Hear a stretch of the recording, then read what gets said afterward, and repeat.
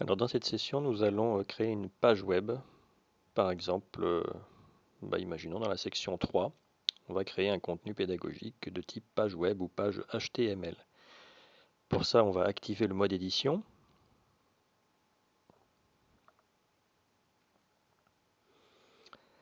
Donc nous allons dans la section 3, qu'on pourrait renommer, je vous le rappelle, en cliquant ici. On va ajouter une activité ou une ressource. On va choisir dans les ressources une page web. Alors cette page, voilà la création de la page avec plusieurs rubriques. Tout d'abord un nom, par exemple, je ne sais pas, macroscopie.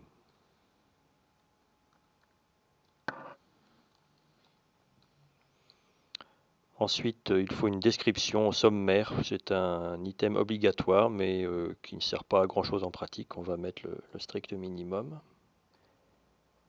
Voilà, et on descend dans la page et on arrive sur cette partie qui s'appelle contenu. C'est effectivement là qu'on va mettre le contenu pédagogique de cette page. Alors j'ai préparé déjà un petit texte que je vais copier-coller dans cette fenêtre. Voilà un début de texte. Alors, la macroscopie est un temps essentiel de l'examen ANAPAT. Les points importants sont, voilà, si vous jugez que cette fenêtre n'est pas assez large, vous pouvez l'agrandir ici en la tirant vers le bas et vers la droite. Voilà, ensuite, eh bien, vous avez un petit éditeur de texte là, tout ça est très intuitif. Vous pouvez sélectionner une partie pour le mettre en gras.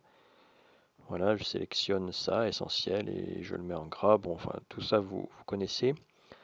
Un point qu'on va explorer tout de suite, c'est la création d'un lien vers une URL. Donc choisissons le mot macroscopie par exemple. En sélectionnant un mot, vous voyez que sont apparus des petites icônes ici avec des petits chaînons. Donc pour créer un lien web, on clique sur le petit chaînon. Et donc là, on va coller une URL qu'on a sélectionnée au préalable. Donc j'ai déjà sélectionné un lien vers la macroscopie dans Wikipédia. Donc je vais coller le lien que j'ai pris. Voilà, donc je peux ensuite choisir d'ouvrir ce lien quand on cliquera dessus, de l'ouvrir dans la même fenêtre ou bien de l'ouvrir dans une fenêtre différente. Bon, choisissons de le garder dans la même fenêtre, mais ça peut être pratique de l'ouvrir dans une fenêtre différente. Comme ça ne ferme pas la première fenêtre. Puis nous allons l'insérer. Voilà, à partir de cet instant, le mot macroscopie est relié au site web que j'ai choisi sur Wikipédia. Alors d'ailleurs, pour le vérifier, on va le vérifier tout de suite. On va aller sauvegarder cette page. Donc tout en bas, vous voyez, on passe par-dessus tout un tas de menus divers et variés. Il ne faut pas que ça vous inquiète. La plupart du temps, on n'y touche pas. Donc ici, il y a deux manières d'enregistrer.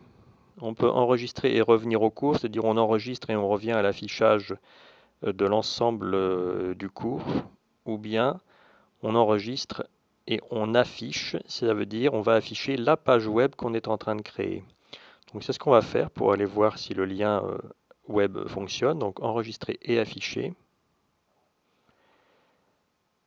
Voilà, ça c'est l'affichage tel que l'étudiant le verra, avec le titre de la page web, macroscopie, puis le contenu pédagogique de la page web, avec le mot qu'on a mis en gras, et là, le lien vers macroscopie. Donc on va tout de suite cliquer dessus pour voir s'il fonctionne. Dès que vous créez un lien, il faut toujours tout vérifier pour voir si effectivement ça passe bien. Donc on clique et voilà, ça nous amène vers la page de Wikipédia que j'avais choisie.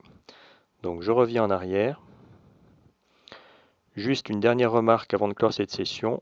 Quand on a sauvegardé, c'est très important de le faire régulièrement, cette sauvegarde, puisque cette plateforme Moodle, ce n'est pas une sauvegarde automatique régulière comme sur certains sites web comme Google Documents ou Gmail.